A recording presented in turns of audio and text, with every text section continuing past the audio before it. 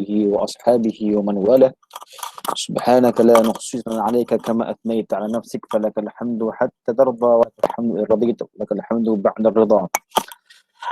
رب اشرح لي صدري ويسر لي أمري واحلل عقدة من لساني يفقه قولي. رب يسر ولا تعسر يا كريم. Assalamualaikum warahmatullahi wabarakatuh. Okay, semalam kita selesai berkaitan khususiyah. Al-af'al tapi khususiyah. Kenapa dia bahaskan khususiyah itu? Kerana supaya kita tahu selagi mana khitab nas Al-Quran ataupun hadis itu tidak ada ma yadullu ala khususiyah, apa yang menunjukkan kepada khususiyah, maka ia adalah umum, ia adalah ditaujih ataupun dikhitab kepada setiap yang beriman. Okey, illa ma yadullu, melainkan ada benda yang menunjukkan ia adalah khususiyah. Baiklah, habis cerita tu. Lah ni kita pergi pula kepada topik hari ini, iaitu al-af'al. Af'al saya kan? Okey. Okey, sorry. Iaitu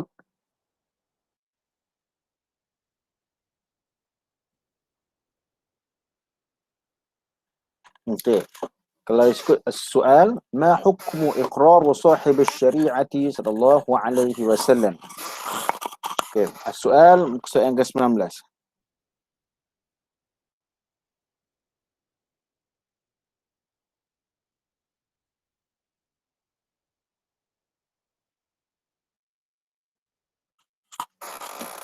Ke-19 Okey.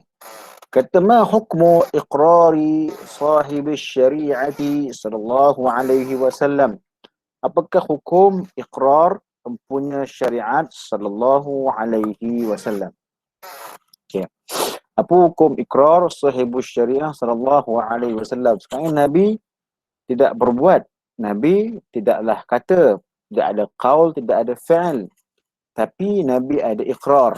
Apakah itu iqrar? Iaitu dipanggil takrir, pengakuan. Okey.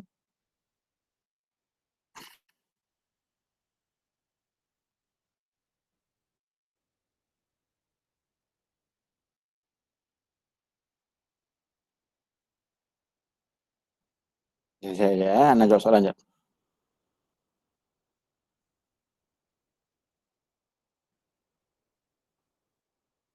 Dia aja ana ada soalan agak urgent. Ya, sebentar.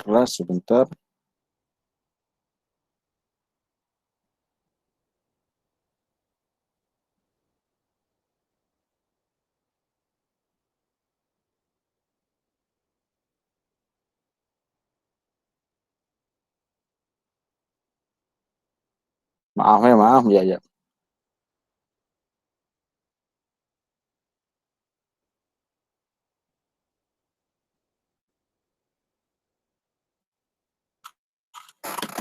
Alright.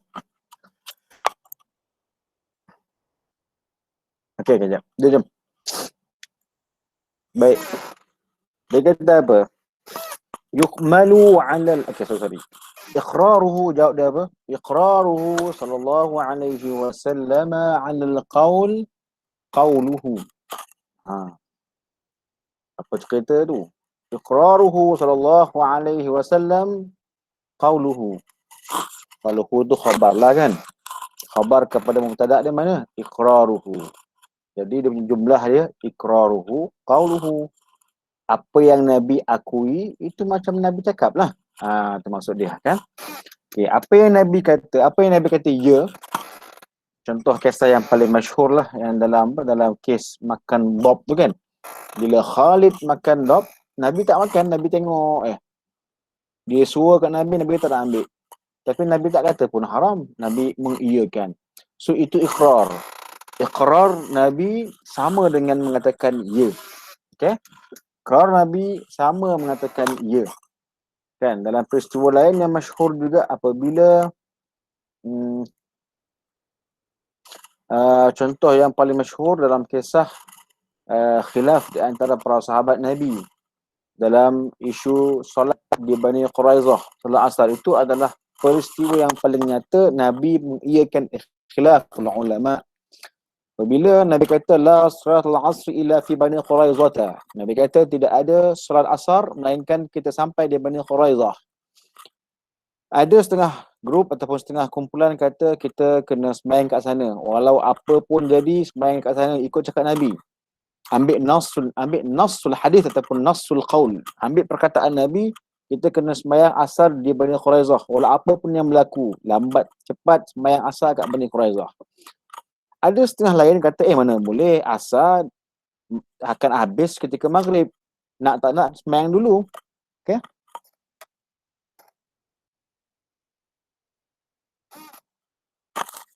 Ya. Ya.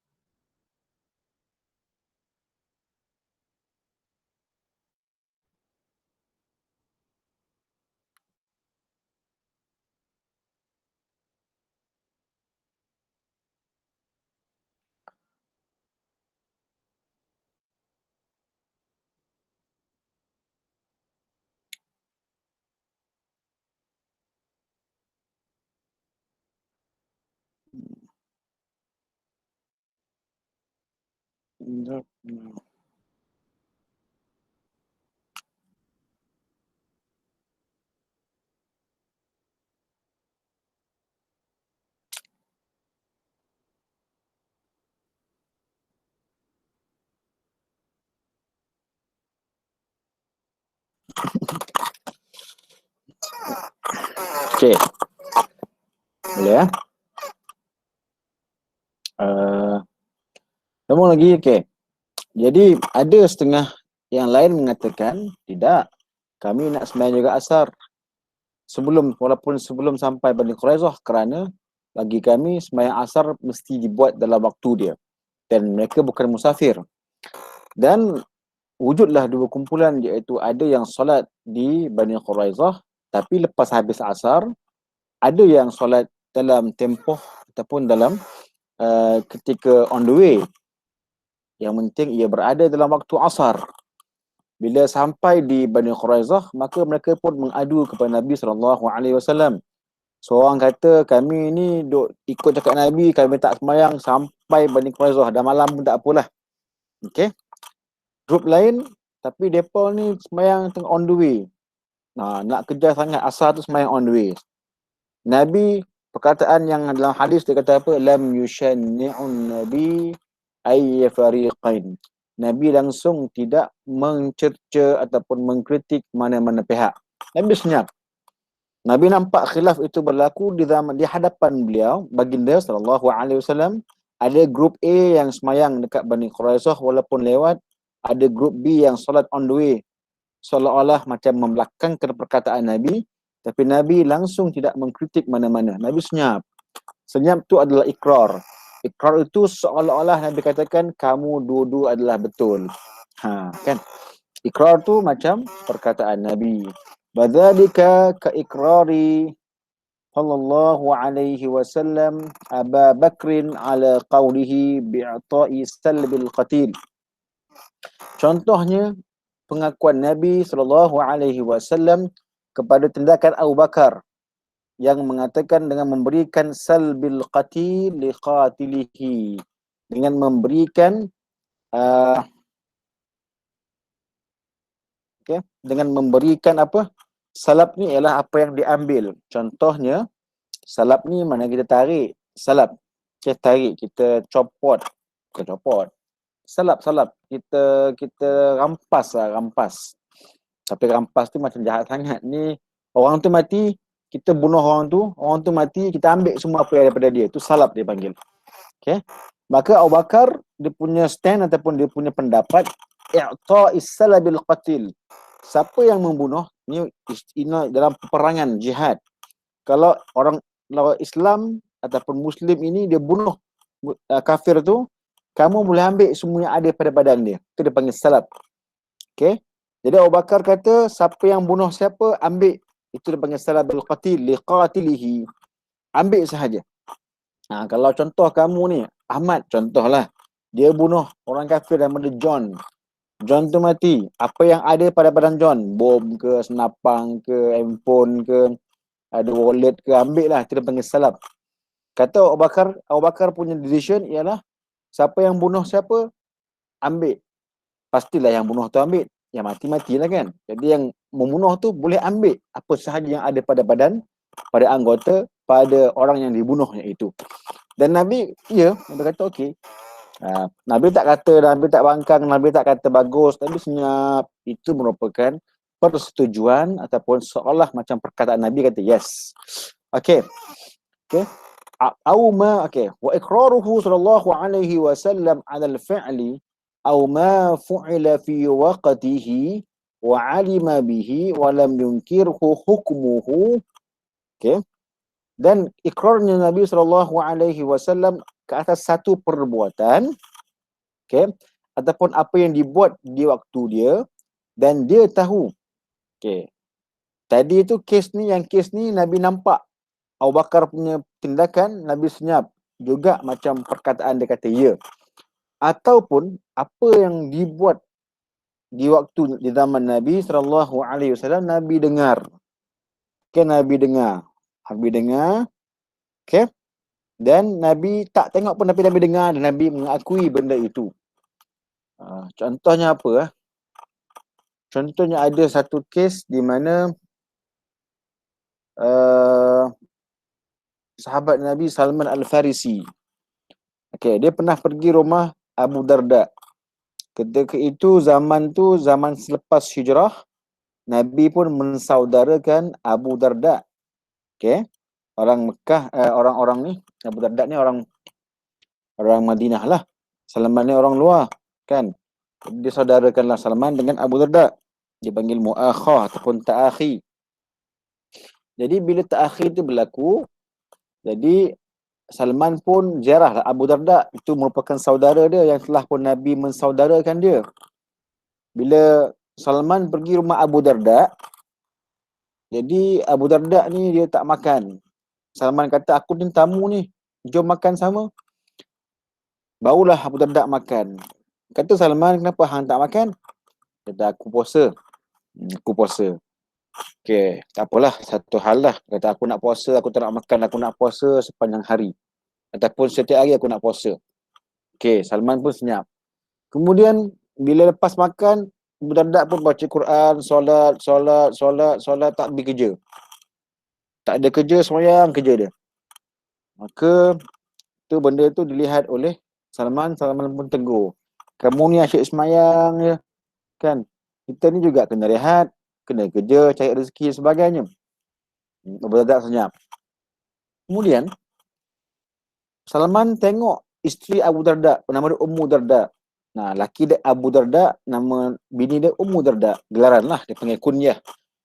Pakai pun tak comel, baju buruk je, tak macam isteri yang mencuri perhatian suami lah bahasa dia. Nampak macam alamak, tengok pun boring kan. Okay. Jadi Salman tanyalah, awak pakai lagu ni kat rumah kena pakai comel-comel lah, supaya nampak laki nampak syok tengok, contohlah kan. Jadi katanya Ummu Darda kata, dia kata, wahai Salman, Abu Darda ni dah habis dah, tak nak lah dengan perempuan dah. Nak semayang, nak puasa, tak nak usik perempuan dah, ataupun tak nak bersama dan sebagainya. Nak tumpukan ibadah sahaja. Itu adalah statement Ummu Darda, isteri Abu Darda. Akhirnya Abu Darda pun nasihatlah kepada Salman. Salman pun nasihat kepada Abu Darda. Dia kata, man, macam ni, Darda lagu ni. Kita ni orang Islam, betul lah semayang semua tu. Tapi ada hak untuk badan, untuk berehat. Ada hak untuk badan, untuk makan. Ada hak badan untuk bersenang-senang dengan isteri dan sebagainya. Bukannya senantiasa macam tu. Okay, clear. Jadi Abu Darda tak puas hati. Nasihat ni tak bagus. Patutnya Salman sokong aku. Biar aku puasa, zikir, solat sentiasa. Tidak ada masa dengan keluarga. Macam tu lah bagus. Jadi Abu Darda pun jumpa dengan Rasulullah. Ceritalah apa yang berlaku. Apa respon Nabi? Nabi kata apa? Sadaqa Salman, betul lah Salman tu. Kan? Maka Nabi tak nampak cerita tu. Tapi Nabi dengar. Dan Nabi kata, ya, betul Salman tu. Itu juga dia panggil ikrar. Okay? Baiklah. Contohlah kan, dia cerita sikit lah. Cerita tu kita boleh lihat dalam hukum hadis tu. Tapi yang baca cerita tu dalam sebuah kitab ataupun maqalat Syekh Abdullah Siddiq Al-Ghimari. Okey. Tambung lagi. Kemudian dia kata apa lagi?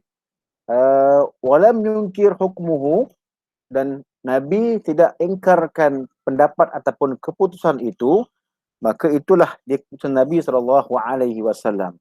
Contohnya ikrarihi SAW Khalid bin Al-Walid. Tadi dah katalah bila mana Nabi mengikrar, mengiyakan perbuatan Khalid, maka bab. Okey. Ka'ilmihi sallallahu alaihi wasallam bihalafi Abu Bakar radhiyallahu anhu annahu la ya'kulu at-ta'am fi waqti ghadabihi summa akala lamma ra'a al-akal kharlah. Dan sebagaimana Nabi sallallahu alaihi wasallam tahu halaf ni sumpah sumpah Abu Bakar, dia bersumpah dia tak nak makan ketika dia waktu marah. Perkara ini cuba kita, kalau antum ada masa, cuba baca kisahnya, daripada kisah kisah Khabar al-Ifk. Dalam surah An-Nur kan, kisah yang mana orang munafik menfitnah Sayyidah Aisyah ada affair dengan Safwan bin Mu'attal. Dalam kes itu, antara yang menjadi penyabar cerita ialah Musattah. Musattah ni merupakan macam khadam lah kepada Abu Bakar. Cerita yang agak panjang, sampai Abu Bakar pun bersumpah, aku takkan makan time aku marah. Kan? Bukan takkan makan time marah, dia aku takkan makan dah, wallahi. Tapi Nabi tahu sumpah yang disebut oleh Abu Bakar tu dia tengah marah. Sumpah tu tengah marah. Okay. Kemudian tak lama tu nampak tadi dia sumpah tak nak makan. Tak lama tu makan nak dia Abu Bakar. Nabi tahu Abu Bakar tu sumpah. Lepas tu dia makan. Maknanya langgar sumpah. Kan, langgar sumpah. Langgar sumpah kena bayar kifarah. Itu hukum dia. Tapi rupa-rupanya Nabi tahulah sumpah itu sumpah yang ketika marah. Kita marah ni mungkin tak valid. Dan apatah lagi kalau makan tu benda asasi. Nampaknya lagi penting kita mengutamakan kesihatan dan sebagainya lah. Jadi benda tu Nabi tahu dia sumpah dan Nabi tahu dia makan. Tapi Nabi tahu dia makan sebab apa? Dia melihat bahawa makan lebih utama ketika itu. Dan ini semua Nabi tahu dan Nabi senyap. Nabi tak kata pun, Bakar, kena kifarah ni dan sebagainya, tak. Nabi senyap. Itu menandakan ikrar Nabi dengan perbuatan tersebut. Oleh itu, ada dipanggil dalam istilah kalau kita belajar ilmu, belajar fiqh, dalam perbahasannya berkaitan dengan Allahumma salli ala Muhammad, aiman wan nuzur ataupun kafarat, ada dipanggil sebagai sumpah lijaj, dipanggil kan, yaminul lijaj, itu bersumpah yang disebut dalam keadaan marah ataupun dia sabukul lisan, sumpah tu dia terlepas cakap. Okey, itu ada banyak bahas lah. Okey, itu tengok dalam kitab fiqh lah tu. Okey, habislah untuk malam ni. Nanti kita akan sambung dalam babun nasakh insya-Allah taala. Wabillahi taufik. Assalamualaikum warahmatullahi